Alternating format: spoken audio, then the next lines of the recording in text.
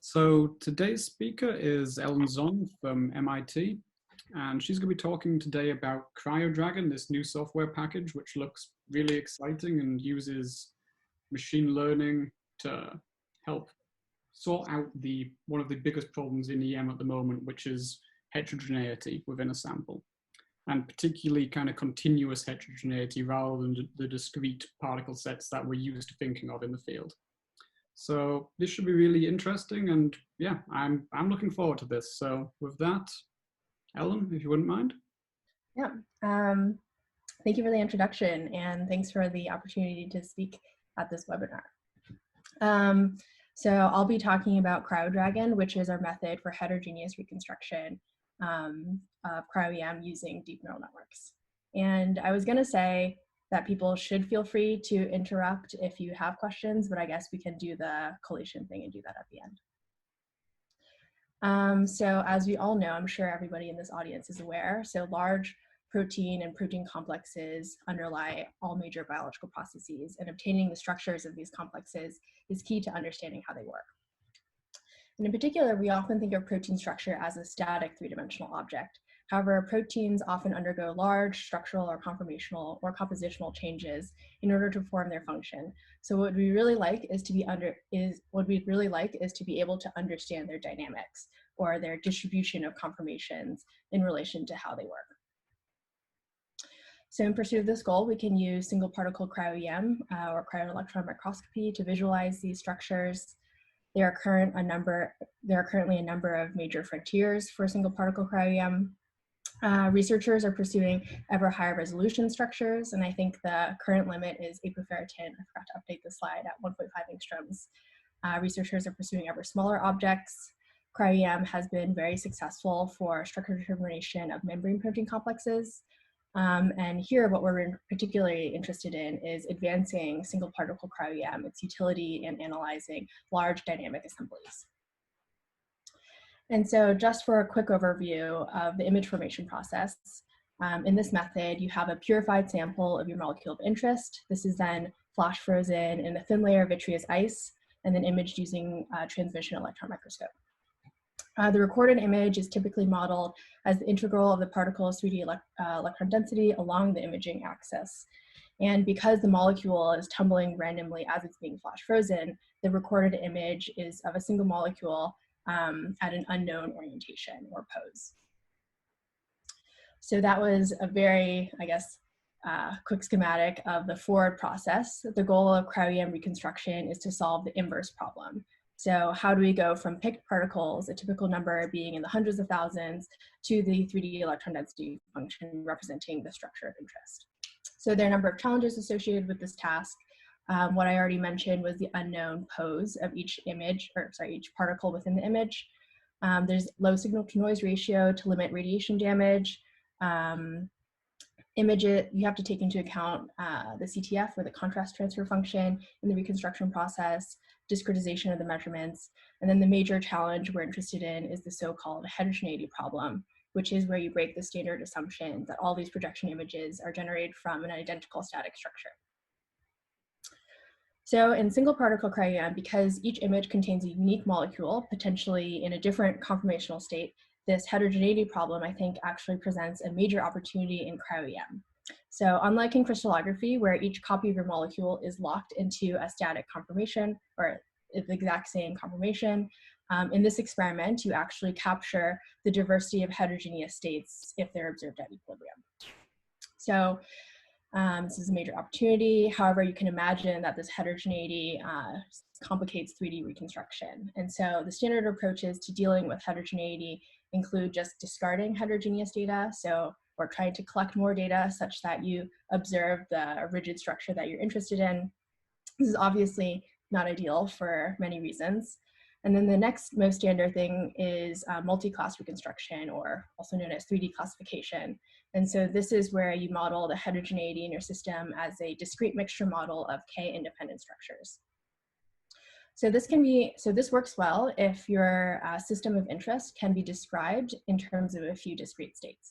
But one particular challenge is that you need to pre-specify K. So you need to have prior knowledge on the number of states. And also initial models for 3D classification. And so this can lead to lots of error-prone underfitting or overfitting of particular structures.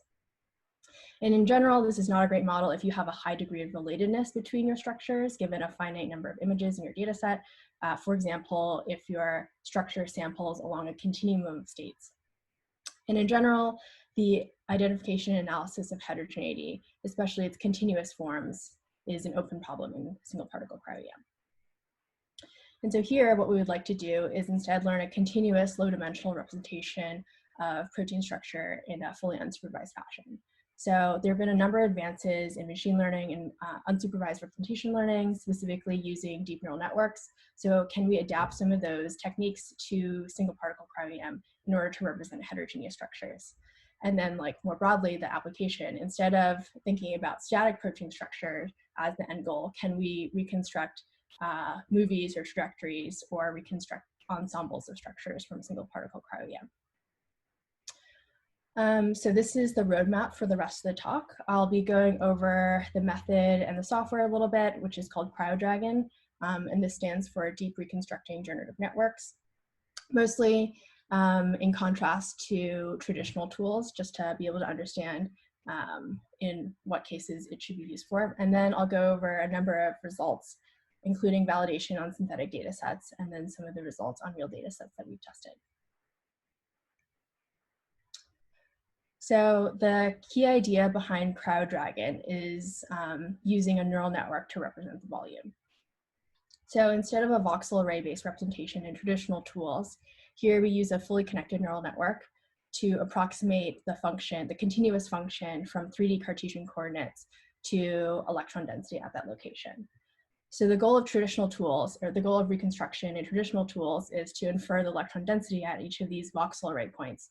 Whereas here, the goal of reconstruction in CryoDRGN is to learn the weights and biases, or the parameters of the neural network, such that you can approximate this function.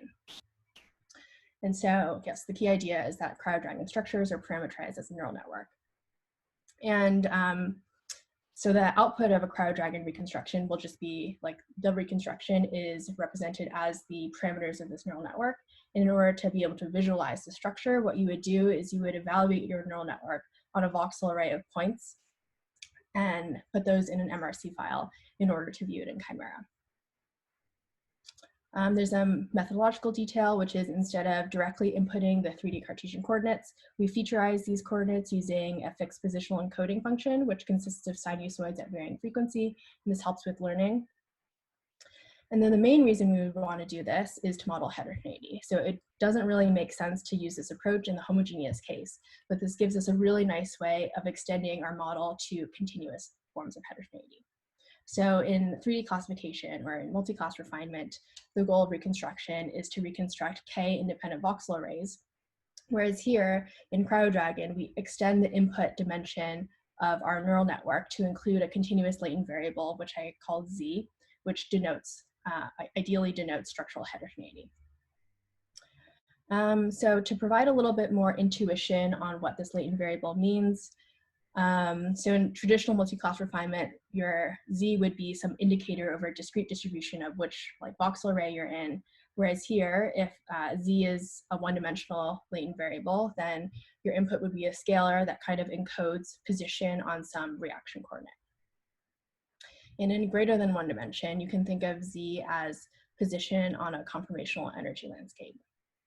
And so in particular, when we train this model, the key assumption we make is that the structures that we observe can be modeled on a continuous low dimensional manifold where the dimensionality is specified by the user.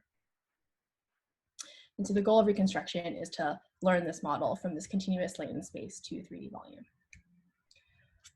I won't be going into the overall architecture or the overall kind of training in too much detail, but I wanted to highlight that the overall architecture has two neural networks, an encoding and a decoding neural network. The generative model that I described in the previous slides now becomes a decoder in this framework. And then we also have an image encoder that takes particle images and learns the mapping to this like low dimensional latent space. So given a value of the latent code for a particular image, as well as the 3D coordinates of a particular image, the decoder can reconstruct an input image pixel by pixel. And I forgot to mention that this takes advantage of the image formation model. We know that input images correspond to two-dimensional slices two-dimensional central slices out of the 3D Fourier transform. So the model is fully specified in Fourier space, even though this figure here shown here is real space images and structures. So given a sample of the latent code and the oriented 3D coordinates, we can reconstruct the image pixel by pixel, compare it against the input image, compute the reconstruction error, and then backpropagate that error to update the parameters of our neural network. And so this is assuming you know the poses of each of these images, and maybe you already know them from a consensus reconstruction. But we also propose a global search over all possible poses via a branching amount algorithm. And so in general, these two neural networks are jointly trained from random initialization to maximize the probability of your data set, and is optimized using SGD, or stochastic gradient descent. So once you've trained these two neural networks, so now we're getting into how you use it, you have an encoding neural network that you can take your imaging data set and encode into latent space. And so now for each image in your data set, you have some latent representation. Maybe it's 10-dimensional if you specify your latent variable to be a 10-dimensional latent variable. You can do whatever data analysis you want on this empirical data distribution in low-dimensional latent space. And ideally, it's somewhat interpretable. So here we see clusters in latent space. And so not only do you have this low-dimensional representation, you also have this decoder model that can directly reconstruct, that learns the inverse mapping from this low-dimensional latent space to the high-dimensional structure or volume representation. So what you can do is then generate volumes at arbitrary values of your latent space and view your structural ensemble, and also do things like generate movies or trajectories from latent space traversals. And so just some more of the practical considerations in training a CryoDRGN model, just to summarize. So given a single particle imaging data set, so this model is not trained on multiple imaging data sets. It's a reconstruction on one particular data set. You train two neural networks are jointly optimized to learn this encoding and decoding from your continuous latent space. And so there are two training regimes. The first is fully unsupervised heterogeneous reconstruction, where you have no labels on any of your images. You want to jointly learn this latent representation and the poses with the branching amount algorithm. There's also, so the pose search part is by far the computational bottleneck in this whole procedure. So we also have a method where we just skip that part, assuming that you can get a pre-existing estimate of pose, which is possible where you have a high quality consensus reconstruction. Can you then just learn your latent space, or your Z? You can imagine kind of like a hybrid training scheme where first you estimate your poses, then you refine Z, and you rinse and repeat. Because that's still kind of up in the air right now, the version of CryoDRGN that's available on GitHub uses pre-existing estimates of pose. And in general, the runtime of this approach depends strongly on your desired resolution. So larger neural networks with more parameters can learn higher resolution structures, but take longer to train. Larger images that contain higher resolution information also take longer to train, because instead of reconstructing, or you reconstruct d² pixels for each image, and so with larger box sizes, that naively scales quadratically. But it generally takes on the order of hours to days for the data sets that I analyzed. A few notes on some of the inputs and what requirements there are. The compute requirements, the main thing is just you have to have GPU hardware for running these models. They're all implemented using PyTorch, which is a popular machine learning framework. So if you can figure out how to get PyTorch installed and running on your GPUs, then it should be pretty straightforward to get CryoDRGN installed and running. Other input requirement, or in terms of the inputs to the model, to training the model, what you'll want are obviously your particle images. You also ideally have high quality pose estimates. So for example, in your consensus reconstruction, you're able to see secondary structure features, which give you confidence that the poses are assigned correctly. And then finally, you'll want to have accurate CTF parameters, because if your CTF parameters are off, then you can imagine how it's like not actually concordant with the data set, and you're gonna like learn some crazy things. And lastly, just a quick overview of the whole workflow. The software right now is all available from a single entry point, which is this CryoDRGN executable. For any of the subcommands, you can do CryoDRGN, whatever the subcommand is, and then -H for the help to see the list of arguments and see what's required and what's optional and what the defaults are. There are a number of pre-processing steps. So the first is CryoDRGN downsample. This is just a helper script to downsample your images. For example, if you have your box size is 500, it's going to take forever to train. If you don't really care about the last like 200 of those like shells in free space, then you should downsample your particles. There's also a few helper scripts to parse out your CTF and pose parameters into the right format for CryoDRGN. So these, right now I have parsers for both star files and CryoSpark CS files. Hopefully those all work without any hiccups. In terms of training, there's one command for training this model. Other than the required inputs, again, you need to specify the latent variable dimension, and ideally all the other parameters are set to reasonable defaults. And then lastly, just the analysis. So at the end of training, you have these two neural networks, and then to facilitate actually like exploring the latent space and generating structures, I have this, I guess, script where I've chained together a bunch of common steps that I use in the analysis pipeline, CryoDRGN Analyze. And it also spits out a Jupyter notebook, which you can use to interactively explore the latent space. And then a couple of scripts for making movies. And later on in the talk, when I go through some of the results, I'll like highlight which of these scripts were used to generate the structures. Cool. So that's about it. All that I have for describing the method. I recommend checking out either our archive paper describing the method for more of a machine learning audience, or the bioRxiv preprint, which describes our results on some of these biological data sets if you're interested in learning more about the method. Or I'm happy to answer any questions at the end of this talk. So next, we were first interested in validating that this works on synthetic data sets where we have the ground truth, poses, and heterogeneity. To evaluate this method, we first start out with a simple synthetic data set of a model protein complex, which contains 1 degree of freedom. So I have this protein complex, and I rotate one of the bonds in the linker regions between this purple domain and the rest of the domain. I sample 100 models along this one-dimensional reaction coordinate, and then generate projection images for each of those models to yield a total data set of 50,000 particles. And so the question is, can we reconstruct this continuum of conformations? And so here what I'm showing is the predicted latent code for each particle image versus the ground truth reaction coordinate, because we know like the actual conformation that was used to generate those images. You can see that they correlate nicely with each other. And then beyond that, you can reconstruct directly from this latent representation. So here on the left, I'm showing the structures reconstructed from this training run at high isosurface and low isosurface. You can see that we reconstruct this ground truth motion. And here's a movie showing this motion, and it's at very low resolution because this was a long time ago. And so in comparison, 3D multi-class reconstruction in CryoSpark on this data set was able to reconstruct one structure which resembled the ground truth structure, which is in gray, and then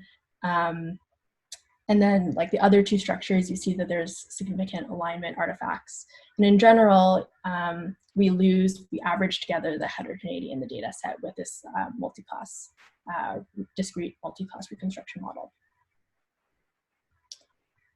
So this is another data set, another synthetic data set we looked at with slightly more complex latent structure. Here, instead of instead of a linear degree of freedom, I rotate one bond 360 degrees, so we have a linear but circular reaction coordinate. And so that's this orange domain that rotates. Again, I sample 100 atomic models along this reaction coordinate and generate 500 randomly oriented projections for each of these models. So now I've trained a CryoDRGN model with a 10-dimensional latent variable model. And what's on the very right here in rainbow is the latent encoding for each of the particle images in latent space and then projected into 2D with PCA. And each point corresponds to one of these particle images, and they're colored by the ground truth reaction coordinate. So we can see that we learn this circular embedding of representation of the heterogeneity in our data set. And then the structures reconstructed at these points, these 10 block points, correspond to the ground truth motion.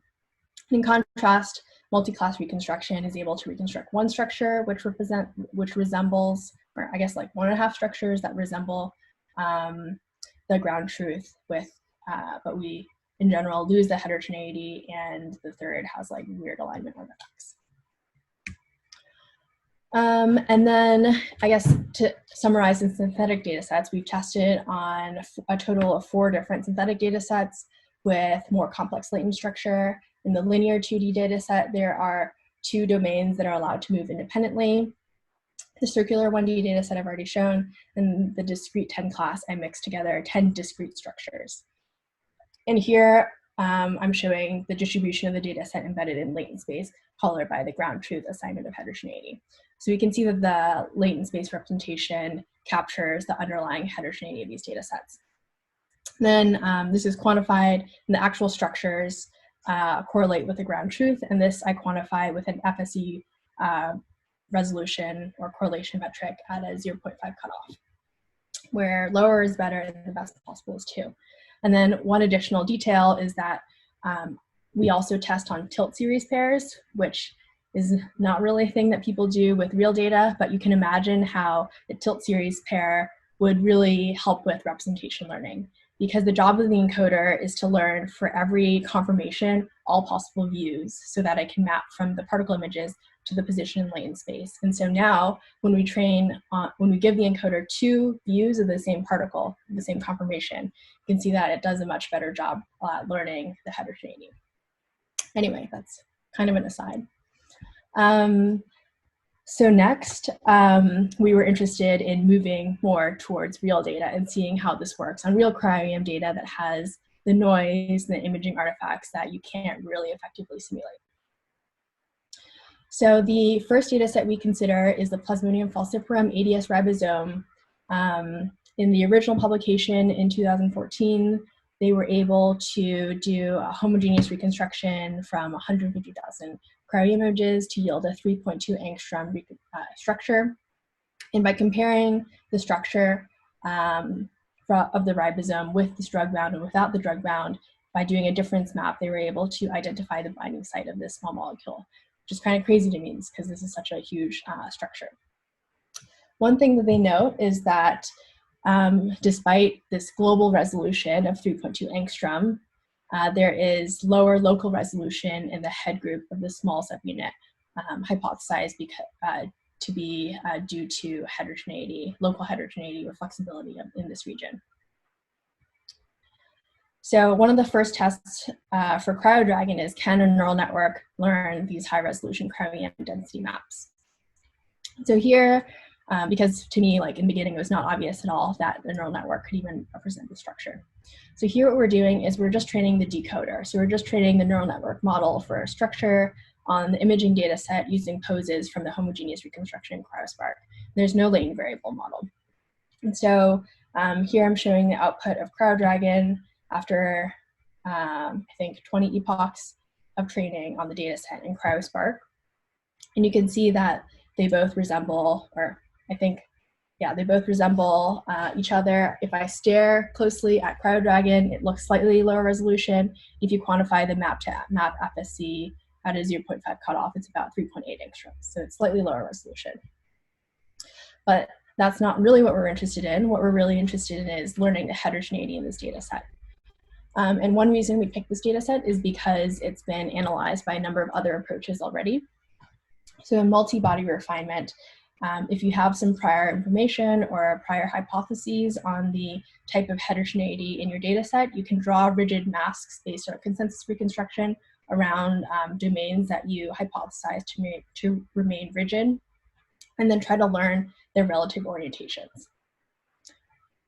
So they did that with this system, and you can see that the large subunit is relatively stable, but you see kind of a ratcheting motion of the small subunit and rotation of the head group in the small subunit.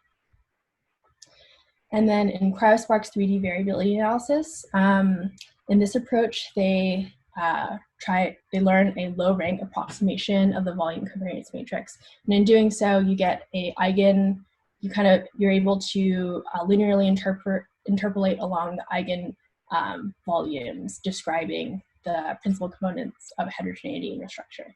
And so again, you see this ratcheting motion of the small subunit, although because it's a linear interpolation along these eigenvolumes, there's this artifact of density appearing and disappearing. Like, in order to move, it disappears and then it appears. Right. So this is what we get when we train a 10-dimensional latent variable model with CryoDRGN. Similar to the other approaches, we also see a subset of images separated along the first principal component describing the variability.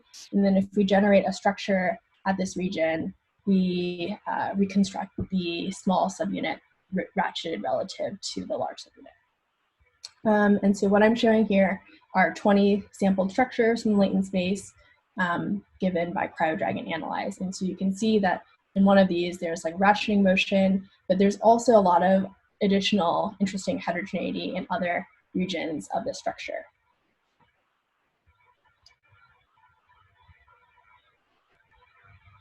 And here, this is a slightly older structure or video before I learned Chimera X.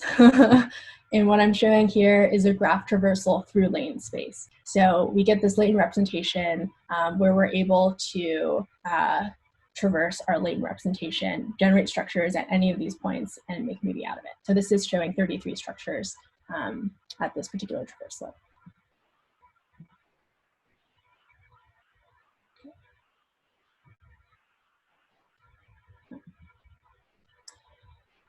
So next, that was uncovering residual heterogeneity in this high resolution structure. Next, we were interested in applying this tool to a data set that was known to be highly heterogeneous. So here we're looking at a data set, also an empire of ribosome assembly. So this is my advisor, Joey's postdoctoral work. They were interested in studying the assembly landscape of the bacterial large ribosomal subunit. So this particular data set has 102,000 single particle cryo images that contain a mixture of these assembly intermediates. And from their analysis, they were able to identify 4 major classes of the large ribosomal subunit that are labeled E, C, and D, and E, and then further rounds of hierarchical classification on the subsets corresponding to these major classes yielded additional minor variation of these major classes. And so there's a total of 13 distinct structures that they discovered. And so we trained CryoDRGN with a 10-dimensional latent variable model. And a few training details: this was particularly large architecture with larger images. The poses were obtained for consensus reconstruction in CryoSpark, and it takes about 1 hour per 100,000 images on a Tesla V100. And so here is the latent space encodings viewed in 2 dimensions with UMAP. And so we can already see there's a lot of clusters in the latent space. Because this was previously analyzed with 3D classification, we have the ground truth, or not the ground truth, but we have the class assignments for the major classes for each of the particles. So now I'm coloring the latent space embeddings by the published class assignments. Class B is in orange, C in green, D in red, and E in purple. And what I'm showing here are 4 structures generated at these 4 points in latent space that correspond to the cluster centers. You can see that the reconstructed structures match the structures corresponding to the ground truth or the major assembly states. You can see that there's more clusters in the latent space. This corresponds to variation of the minor substates. So here I'm coloring all 13 minor states, and you can see that the variation in the purple class corresponds to the minor class labels, same in the red class. And then if we sample structures directly from this latent space, you'll notice that class A, which is actually the 70S ribosome, gets separated out far from the rest of the structures, and the structure reconstructed from there is the 70S ribosome.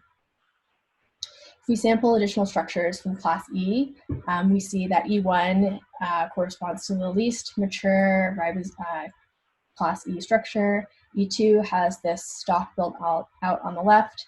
E3 has the shoulder built out on the right. In E4, we've docked in this helix. And in structure E5, we have all of these pieces together. Here are some samples from class D. So in D1, this is the least mature version of the class D structures. In D2, we've built in the shoulder on the right. In D4, we've built in the stalk on the left, and we see one of the assembly cofactors, which was one of the findings in the original publication.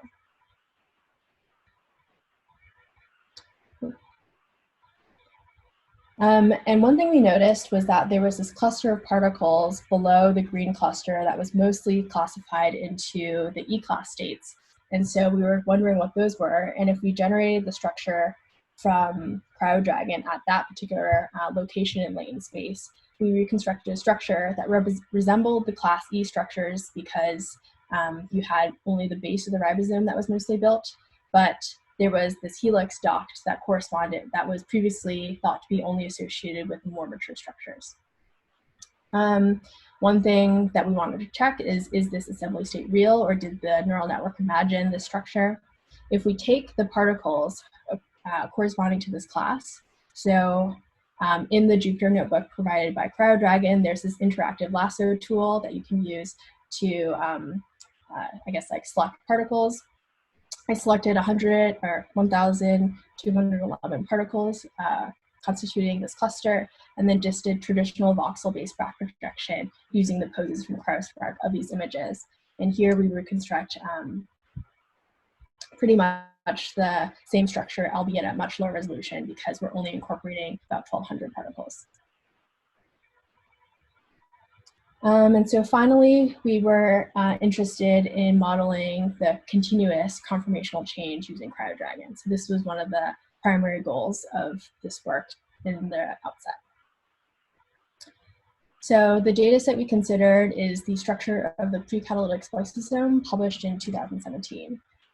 And the original publication of the structure was done by doing many rounds of focused classification on the different subdomains. And this is because the structure was very heterogeneous. And you can see from the 2D classifications that, and from the composite reconstruction, that there's a more stable core followed by distal elements that are at lower resolution. And so here is some of the deposited maps, or the existing analysis of this data set. So the deposited maps, you can see that there is a lot of noise going on outside of the structure once you've done focus classification on like one particular region. The consensus reconstruction, again, has a stable core with lower resolution at the distal elements. And then this data set was also analyzed by multi-body refinement, where you draw masks around, or there were 4 masks drawn around the core, the foot, the helicase domain, and the SF3 domain of this complex. And then by looking at the by doing principal component analysis of the relative orientations of the bodies, you can view this trajectory where you see the SF3B domain clamping down on the rest of the complex. So we trained a CryoDRGN model on this data set. A few training details. This was a relatively large model on medium-sized images. The latent variable dimension we set was 10, and this takes about 17 minutes per 100,000 images on a V100. So what I'm showing here are 20 structures that you would get out from CryoDRGN Analyze that are at these 20 points here in the space. You can see there's significant heterogeneity of these different domains. And not only are you, because this is a generative model, not only are you limited to these 20 structures, you can generate structures from arbitrary points in the space. So what I did here is I saw a structure from one of these classes that had, that was relatively open and one that was relatively clamped down. And then I did a graph traversal through latent space to draw a path connecting these 2 points. And this is what we get. You can do this with CryoDRGN graph traversal. It builds a k-nearest neighbor graph from all the latent encodings and then does Dijkstra's algorithm to find the shortest path between any 2 nodes. And then something else you can do is to get a sense of the overall variability in your data set, you can also view the structures along the principal components of your latent representation. So here, these are the first 3 principal components of movies across the first 3 principal components of the latent space. In piece 1, we see this clamping in similar to a multibody. In PC2, we see that the helicase and the SF3 domains are moving in opposition. And in PC3, we see that they're kind of sliding back and forth across each other. And the one caveat is that interpolation along principal components can give you a good sense of the overall heterogeneity in your system. But if you, it can provide non-physical motions, for example, under compositional heterogeneity, and in general, when your data distribution is not supported along the interpolation path. So if you had 2 clusters that were mostly separated by principal component 1, you drew the trajectory connecting the 2. At the end states where you have lots of images embedded there, you would reconstruct maybe sensible structures, but you're not guaranteed that the interpolated or the structure in the center between the 2 states is necessarily meaningful. It's probably non-physical. Finally, again, I wanted to show the graph traversal algorithm. So because this is a generative model, you're not limited just to a few structures. You can, in theory, generate an arbitrary number of structures upper bounded by the number of particles in your data set. Or you could generate more, but because the structures at because structures generated at points where you don't have data, we don't necessarily want to trust at all. We want to upper bound it at the number of particles in your data set. So here we can only generate like 300,000 structures. What I'm showing here is the graph traversal algorithm. It's a total of 132 sampled structures. And what we see is that there's significant heterogeneity at the domain, complex component variability may be mixed into some of these other domains. And so now the question is, given that we can reconstruct this continuous representation of structure, how do we begin to interpret these models? Now that we have more than just a couple of discrete states to analyze, how do we try to understand the maybe like functional motions or the dynamics of these molecular machines? So that's about all I have. So in conclusion, CryoDRGN is a method for unsupervised reconstruction of a continuous low-dimensional manifold of protein structures from cryo-EM. And I think one of the most powerful aspects of this method is its representation for structure that gives you a very general framework for modeling heterogeneity. So unlike classification, you don't need to pre-specify the number of classes in your system, or you don't need to draw masks around domains that you hypothesize to remain rigid. Here we have a neural network, which is a very broad class of function approximators. We show how we can use it to model general distributions of protein structure. Something that's more empirical is we observe discrete encodings in latent space under compositional heterogeneity, although this is caveated just by the optimization characteristics of your particular data set. And smooth encodings under continuous motions. And one thing that I didn't really have a chance to talk about today is we found it to be very useful in identifying and removing junk particles or ice artifacts in your data set. And that's about it. I think I'm excited about the potential for CryoDRGN uncovering novel structures and reconstructing these molecular motions from cryo-EM data. And if you want to learn more or check out the code, you can go to cryodrgn.csale.mit.edu. Cool, and with that, I'd like to thank a lot of people. My advisors, Joey Davis in MIT's biology department and Bonnie Berger in the CS and math departments have been fantastic advisors. Tristan Bepler is a former graduate student in Bonnie's lab who helped develop some of the machine learning models, as well as a number of others for providing feedback and guidance through this process. So thank you. Great, thank you. That was an excellent talk. And just to warn you, we have a lot of questions.